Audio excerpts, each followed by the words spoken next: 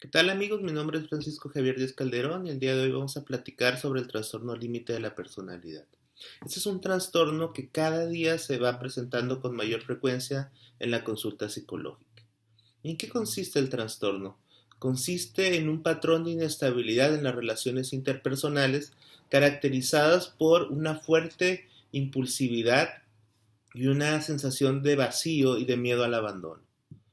¿Cuáles son los orígenes del trastorno límite de la personalidad? Bueno, hay muchas explicaciones, tanto desde la neurobiología como desde las teorías psicológicas, pero vamos a abocarnos en señalar algunos puntos que pueden ser importantes. Generalmente el trastorno límite de la personalidad está relacionado al trauma infantil.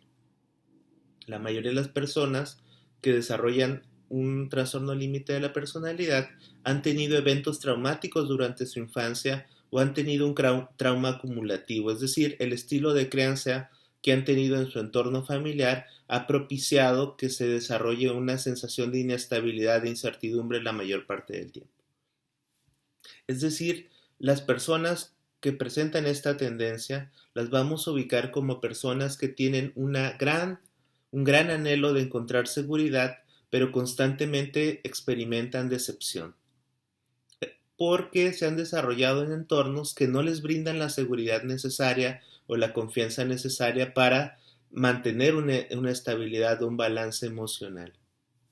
Es decir, cada vez que existe una posibilidad que represente esta pérdida de seguridad o esta experiencia de abandono, el cuerpo reacciona y la persona se ve rebasada experiencialmente en la situación. Es decir, su emoción y su intensidad está desproporcionada porque no corresponde al evento presente, sino a los eventos traumáticos anteriores. Otros factores relacionados tienen que ver con la neurobiología, afectaciones en el área de la amígdala y algunos elementos del hipocampo podrían ser una de las causas importantes de por qué las personas con trastorno límite tienen una percepción distorsionada tanto del entorno como de sí mismos.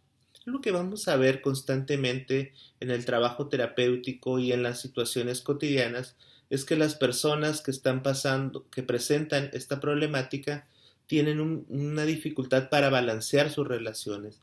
Es decir, tiende a ser muy dicotómica su posición, o son muy cercanos o son muy distantes. Suele haber una relación de amor-odio con las personas más significativas de su vida.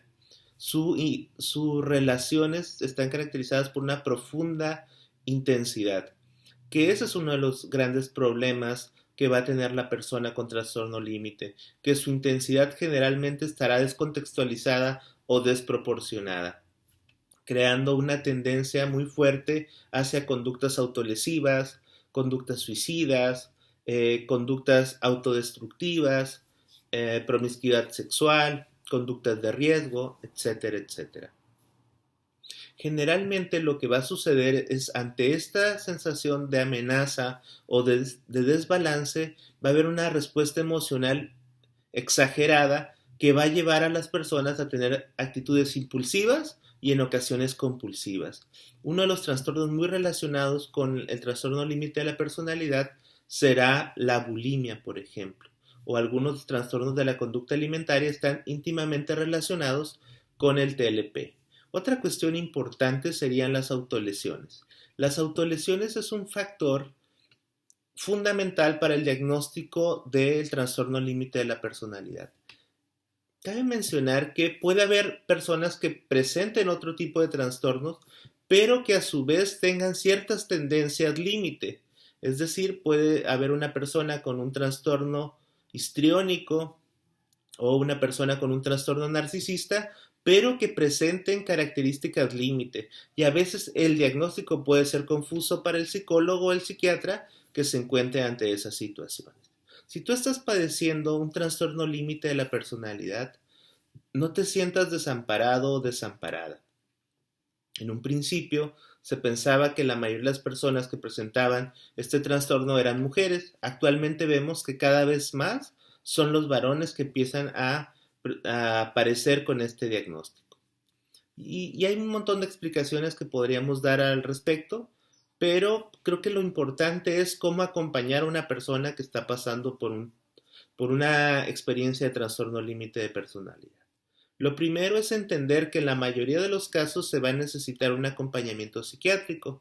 El medicamento va a ayudar al paciente a estabilizar su estado emocional, a poder balancear estos desequilibrios que suceden en su organismo y que lo llevan a tener una respuesta exacerbada de las situaciones. Sin embargo, el medicamento por sí mismo no va a ayudar a resolver la situación, solo ayudará a balancear un poco la respuesta emocional.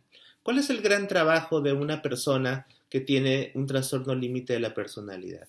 Poder modificar su percepción de los otros y tener una percepción mucho más realista de las situaciones.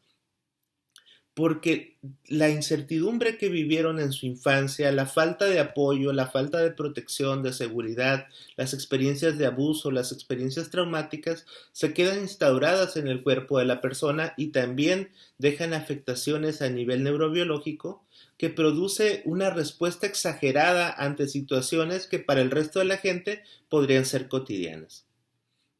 Este desbalance va sanando a partir de que la persona puede desarrollar una percepción contextualizada, es decir, empiece a profundizar en la realidad, a escuchar más, a ser más empático o empática, y estos elementos le ayudarán a la persona a tener una respuesta más contextualizada o más ajustada al entorno. Cuando la persona logra la capacidad de escuchar, de ver al otro y de resonar con lo que le pasa al otro, esa sola presencia y ese balance ayudará a que la persona con trastorno límite empiece a tener conductas mucho más reguladas. La impulsividad también es esta respuesta exacerbada de falta de control. Y esto sucede porque muchas personas que tienen trastorno límite durante su infancia no tuvieron el apoyo necesario. Es decir, no contaron con los límites suficientes que les brindaran soporte y que también les establecieran una guía de conducta. Por tanto, en la adolescencia o en la etapa adulta, esta conducta empieza a ser muy disfuncional porque las personas no logran ajustarse a las demandas o necesidades del entorno. ¿Cómo trabajamos con eso? Primeramente, siendo comprensivos con la experiencia, siendo compasivos y ayudando a la persona a que sea más paciente, bajar el ritmo de un paciente con trastorno límite, o sea, hablar más despacio y ser más pacientes. Todos esos elementos van a ayudar a que el paciente poco a poco restablezca las funciones adecuadas de su organismo. Es decir, el paciente es como si viviera todo el tiempo en una situación de amenaza y sus respuestas por eso es que son a ese nivel de intensidad. ¿Qué es lo que necesitamos hacer en el entorno familiar? Comprender, mas no solapar. Ser comprensivos, pero también ayudar al paciente a establecer límites, a que desarrolle tolerancia a la frustración, a que escuche a los otros, y eso va a ser una buena manera de apoyarlo. A nivel terapéutico, ¿qué es lo que vamos a hacer? Ayudar al paciente a que transite de una situación de urgencia crónica, de peligro exacerbado, a una situación de confianza que le permita tener una respuesta equilibrada. Cuando estoy yo frente a un paciente con trastorno límite, un parámetro fundamental es cómo voy reaccionando a nivel corporal cuando estoy frente a él. Cuando el balance corporal en la situación terapéutica esté equilibrado, es el momento de ir profundizando. Cuando el paciente está exacerbado y queremos hacer intervenciones inmediatamente, en muchos momentos lo que propiciamos es que aumente esta sensación de amenaza o peligro del entorno. Por lo tanto, la regulación de nuestro organismo, en el caso del trastorno límite, no depende solamente del individuo, sino depende de la capacidad que tiene el organismo de relacionarse con los otros. Nuestra regulación no es solamente organísmica, sino también es contextual y relacional. La presencia de los otros es la mejor guía que tenemos para responder adecuadamente y regular nuestras emociones. Espero que este video haya sido de ayuda. Si les gusta el contenido, les invito a que den like, se suscriban al canal y compartan el video con sus amistades. En la parte de comentarios pueden poner temas que les interese que se puedan abordar. Hasta un próximo video.